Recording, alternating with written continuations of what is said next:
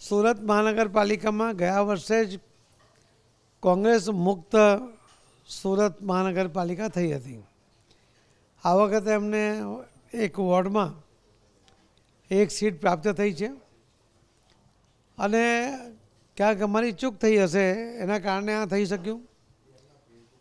બીજું, આ પાર્ટીને પણ 27માંથી 23 સીટે હારી ગયા છે. 4 સીટ બચી છે. જેમને મેયર બનાવવા માંગતા હતા એમને જાહેર કર્યું હતું એ પોતે પણ હારી ગયા છે.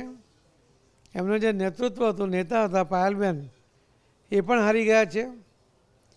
સુરત અને ગુજરાતના મતદાતા ભાઈ બહેનો મેરિટ ઉપર વોટિંગ કરતા હોય છે, સમજદારીપૂર્વક વોટિંગ કરતા હોય છે અને મતદાતા એ કદાચ ગયા વખતે ભૂલાઈ ગયો હશે પણ એણે પોતાની ભૂલો આ વખતે સુધારી લીધી છે અને એટલા જ માટે આપને આખા ગુજરાતમાંથી અને સુરતમાંથી જાકારો મળ્યો છે.